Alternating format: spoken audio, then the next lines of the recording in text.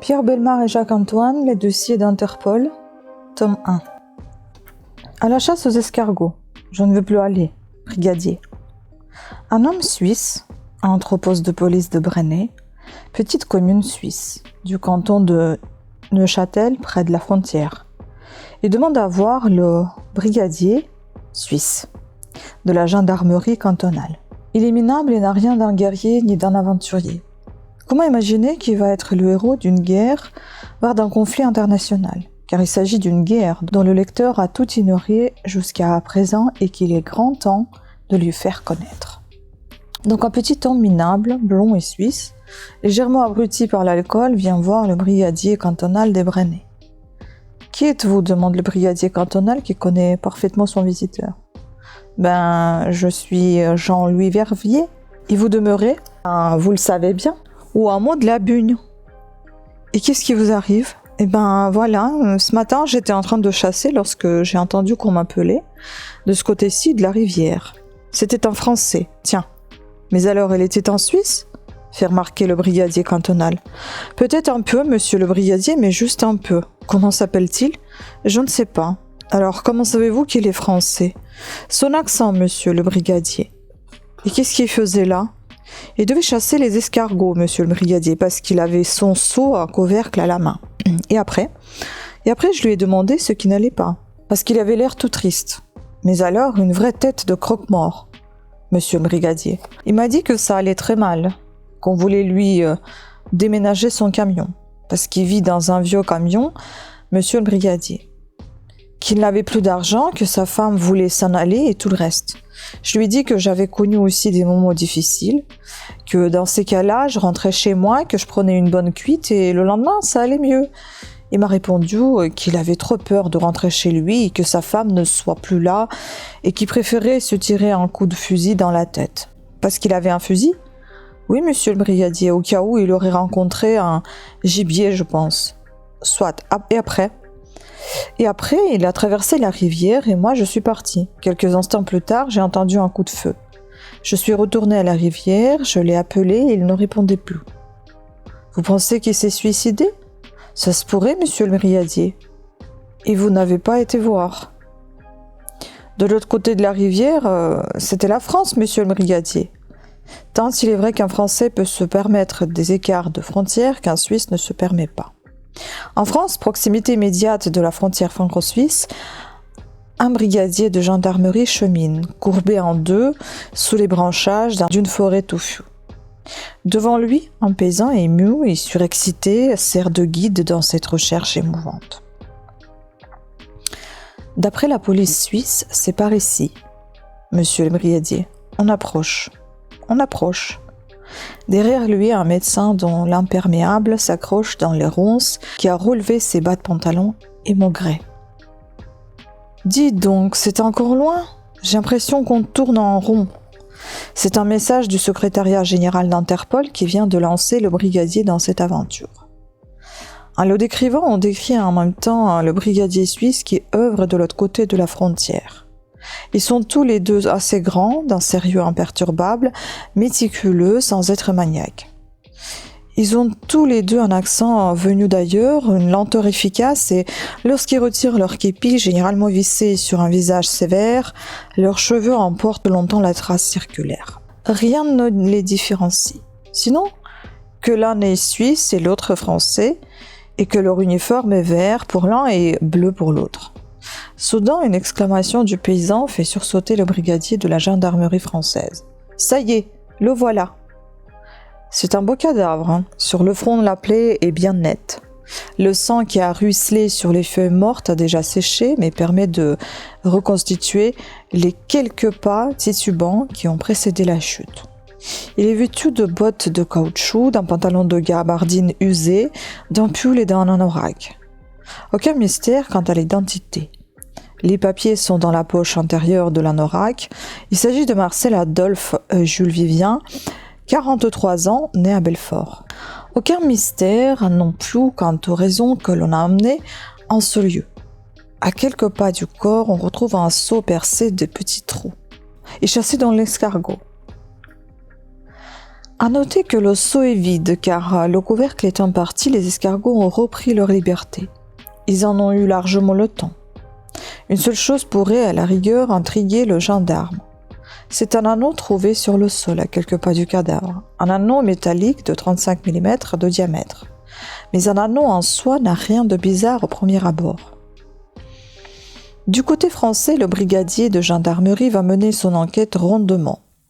Jules Vivien, dont on vient de trouver le cadavre, était assez connu de ses services, beaucoup moins en tant que chasseur d'escargots que braconnier notoire. Sa femme, qui vit dans un vieux camion avec 2 enfants en bas âge, voyant revenir le corps sur une civière, pousse des hurlements de pleureuses antiques. Et comme les femmes antiques, elle saisit le cadavre à bras le corps, comme si le trempé de ses larmes pouvait le ressusciter. Selon la veuve, le défunt serait parti à 7 heures du matin pour la chasse aux escargots, seul. Le brigadier ne se laisse pas impressionner par les lamentations spectaculaires de Madame Vivien. La femme du chasseur d'escargots est réputée pour jeter facilement son bonnet par-dessus les moulins. Un drame familial est toujours possible, il demande donc à voir le fusil du chasseur. Mais entre 2 larmes, la veuve hoquette. Jules l'avait amené. Le fusil est effectivement introuvable dans le vieux camion. Mais une battue permet de le découvrir dans les fourrés, non loin du lieu où l'on a retrouvé le cadavre. C'est un fusil à 2 coups auquel il manque une balle. Qui peut avoir assassiné ce chasseur d'escargots et pour quel mobile? Jules avait-il des ennemis? Se serait-il suicidé? À part le fait que sa femme le trompait 3 fois par semaine, que l'un des gosses avait la coqueluche, l'autre la rougeole, et si l'on accepte qu'il était criblé de dettes, que l'épicier ne voulait plus lui faire crédit, qu'elle avait emprunté 3 mois d'allocation familiale et qu'on voulait le faire déguerpir de son camion, Jules n'avait pas d'ennui. Le ramassage des escargots était en plein rendement. Or, jamais le cours de l'escargot n'a été aussi haut puisqu'il atteignait récemment 25 centimes la pièce. Et il n'y a là ni de quoi se faire assassiner, ni de quoi se suicider. D'ailleurs, à l'Institut médico-légal, où on a extrait la balle qui a tué Jules Vivien, on constate qu'elle n'est pas du même calibre que son fusil. Les têtes pensantes de la police française se demandent alors s'il n'y aurait pas lieu d'interroger avec quelques insistances le dénommé Jean-Louis Verviers, citoyen helvétique demeurant au hameau de la Bugne et pour le moment seul témoin de ce fait divers campagnard.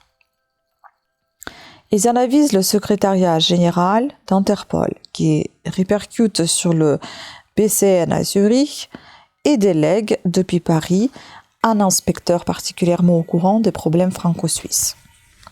Du côté suisse, l'affaire étant tout aussi internationale, on délègue auprès du brigadier cantonal un inspecteur venu tout exprès de Zurich. Jean-Louis Verviers est ensuite prié de renouveler sa déclaration, ce dont il s'acquitte sans protester, niant toute participation directe à la mort de Jules Vivien. Pourquoi je l'aurais tué? Je vous le demande un peu. Je le connaissais même pas, ce type. Alors le brigadier cantonal, sous la haute autorité de l'inspecteur venu de Zurich, amène Jean-Louis Verviers aux abords de la frontière pour procéder à une reconstitution. De l'autre côté de la frontière, le brigadier français a chargé l'un de ses hommes de jouer le rôle de Jules Vivien devant l'inspecteur venu de Paris. Bel exemple de collaboration entre les polices qui, malheureusement, ne donne rien. Tandis que du côté français, le gendarme qui tenait le rôle de la victime se relève en secouant sa vareuse du côté suisse. Jean-Louis Verviers répète. « Non mais, pourquoi je l'aurais tué ce type? Je vous le demande un peu, je l'avais jamais tant vu. » Il est vrai que pour tuer un homme, il faut un mobile. Et pour le moment, le mobile fait totalement défaut. C'est alors que le brigadier français se souvient du petit anneau en métal de 35 mm trouvé à quelques pas du cadavre. Il faudrait savoir à quoi peut servir un anneau de ce genre pour un homme parti traquer l'escargot. Devenu pièce à conviction numéro 1, l'anneau est photographié de face et de profil sur un papier millimétré. Le secrétariat général d'Interpol à Saint-Cloud l'envoie au BCN d'Interpol à Zurich, accompagné d'un long telex que l'on pourrait résumer ainsi. Qu'est-ce que c'est que ça? Mais les Suisses sont méticuleux et les policiers ne sont guère enclins au canular. Zurich se garde bien de répondre par un long telex qu'il s'agit d'un anneau métallique de 35 mm. Non, Zurich enquête et trouve. Tout humour, même froid, mis à part, il faut admettre que le travail de la police à ce niveau a quelque chose de fascinant. C'est de ce travail ingrat que doit naître la déduction. Chacun sait que la déduction est une chose admirable, sans laquelle tout bon policier ne serait que ce qu'il est, c'est-à-dire un homme. Dans un premier temps, l'étude de l'anneau métallique de 35 mm fait l'objet de 3 rapports au secrétariat général d'Interpol. L'un est destiné au groupe D, chargé de tout ce qui porte atteinte à la personne humaine, le deuxième au groupe C, chargé de tout ce qui porte atteinte à la propriété et au trafic international, à la documentation criminelle, enfin qui doit ouvrir une nouvelle section pour un trafic jusqu'alors inconnu. Voici le texte intégral de ce rapport qui, ne le cachons pas, présente un côté historique. Anneau de calibrage destiné à mesurer le volume des escargots. Tout escargot pouvant passer par l'anneau doit être laissé en liberté. Cet anneau, répondant aux normes officielles, doit être obligatoirement utilisé par les ramasseurs d'escargots du canton de Vaud, qui doivent en outre être munis d'un permis spécial. Celui-ci coûte 30 francs aux personnes domiciliées dans le canton et le double pour les personnes non domiciliées. L'anneau est vendu 3 francs à toute personne qui désire l'acquérir. Le ramassage intensif des escargots a entraîné des risques de disparition à tel point que dans le canton du Valais, le ramassage des escargots est interdit pour 3 ans. Des sanctions sont prévues contre les braconniers. Les autres cantons suisses ont adopté pour protéger les escargots des mesures similaires plus ou moins sévères. La réception de ce telex éclaire l'affaire d'un jour nouveau. Jules Vivien, citoyen français ramassant en France des escargots, n'avait donc nul besoin de posséder un anneau. Par contre, il devient possible que cet anneau soit la propriété de Jean-Louis Verviers, qui, dans ce cas, aurait traversé la rivière et menti dans sa déclaration. « Je peux voir votre anneau ?» lui demande le brigadier cantonal qui lui rend visite. « Mais certainement. On cherche dans toute la maison sans le trouver. Est-ce que par hasard, vous n'auriez pas été chasser l'escargot en France et perdu votre anneau là-bas ? Jamais de la vie, ce sont les Français qui viennent chasser l'escargot en Suisse. » Écrasé de questions, Jean-Louis Verviers finit par lâcher ce qu'il a sur le cœur. Même si on allait chasser les escargots en France, on ne ferait que reprendre ce qui nous appartient. Vous savez ce qu'ils font les Français ? Ils attirent les escargots chez eux. Comme les policiers le regardent ahuri, Jean-Louis Verviers s'indigne. Mais enfin, vous n'allez pas me dire que vous n'êtes pas au courant ? Demandez à mes collègues. Tout le monde sait que les Français attirent les escargots. Ils font des petits tas de feuilles de salade le long de la frontière. Une telle accusation ne doit pas se prendre à la légère. Le brigadier de gendarmerie français retourne sur les lieux de l'incident avec mission de rechercher s'il ne s'y trouve pas les résidus fanés de quelques petits tas de feuilles de salade.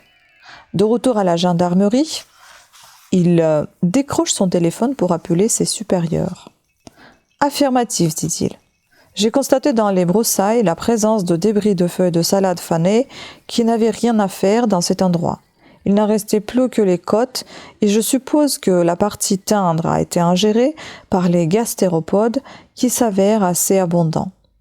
Il m'est impossible d'imaginer que certains d'entre eux sont venus de Suisse, toutefois ils ont dû mettre un certain temps car l'escargot, qu'il soit suisse ou français, se déplace à la même vitesse, environ 3 ou 4 mètres par heure. Du côté suisse, cette constatation française permet enfin d'obtenir un mobile plausible. Jean-Louis Verviers pourrait avoir tué Jules Vivien parce qu'il tentait d'attirer les escargots helvétiques de l'autre côté de la frontière. On tire une balle en Suisse avec le fusil de Verviers et l'on envoie à la police française la photographie des stries, c'est-à-dire des rayures que le canon du fusil marque sur la balle. Du côté français, on compare ces stries avec celles de la balle extraite du corps de la victime. Elles sont rigoureusement identiques. C'est donc le fusil de Verviers qui a tué Vivien. La déduction est née. Le Suisse ne peut plus nier, car il y a plus grave. L'analyse du bol alimentaire par le médecin légiste a fixé la mort de Vivien à 8 heures du matin.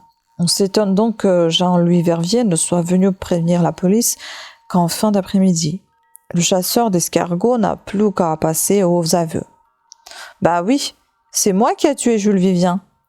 J'étais parti vers 7 heures ramasser les escargots, mais il n'y avait pas beaucoup. Au bout d'une heure, j'en avais à peine le fond de mon seau. Je me suis dit, c'est encore ce salaud de Français qui les a attirés chez lui.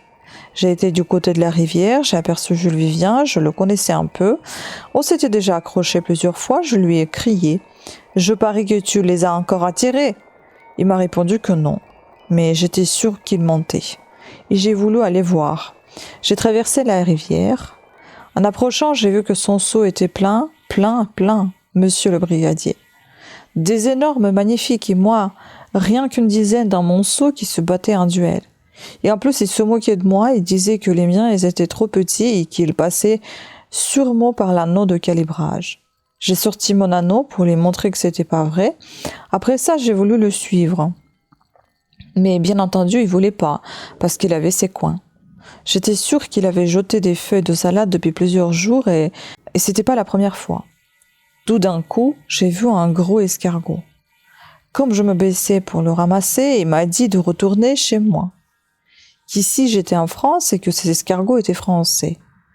On s'est disputé et il m'a mis un joug avec son fusil. Mais j'étais tellement en colère que j'ai tiré avant lui. Après ce long silence, le brigadier cantonal, qui a soigneusement noté sa déclaration, lui tend la feuille de papier. « Écrivez, dit-il. Loup persiste et signe. » Cela fait, Jean-Louis Verviers confie d'une voix tremblante. « J'en ai beaucoup de remords, monsieur le brigadier, car un escargot, ça ne valait pas ça. J'ai retourné le fusil contre moi, mais je n'avais plus de balles.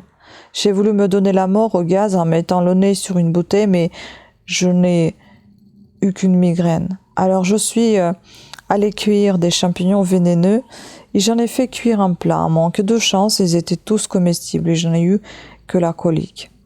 Ces tentatives de suicide manquées ne seront pas appréciées à leur juste valeur par les jurés d'assises. Au procès, les experts en balistique souligneront que le coup de feu qui a tué Jules Vivien a été tiré légèrement de côté, ce qui ne manque pas d'ébranler la thèse de légitime défense invoquée par l'accusé. De son côté, l'avocat de Verviers soulignera qu'avant l'incident mortel, les deux hommes s'étaient partagé une bouteille d'eau-de-vie et que l'ivresse certaine des deux protagonistes ne permettait pas d'établir une véritable responsabilité criminelle. Le 24 janvier 1973, le tribunal cantonal condamnait le meurtrier à 15 ans de réclusion criminelle. Il reste le problème de la disparition de la race française et celui de sa protection, problème actuellement examiné avec la lenteur voulue en pareil cas par les autorités gastronomiques compétentes. Aux dernières nouvelles et à l'heure où nous mettons sous presse, il n'y a toujours pas de département escargot au ministère de l'Environnement, mais tous les espoirs sont permis. Quant à la manœuvre déloyale des Français, attirant les escargots de l'autre côté de la frontière, elle n'a pas été démentie. Il semble toutefois qu'elle fut le fait de quelques individus samplés ou ayant tendance à prendre leur désir pour des réalités, car l'exode des gastéropodes ne prit jamais l'aspect d'une charge forcenée, plutôt l'exploration tranquille de quelques voyageurs curieux. Fini.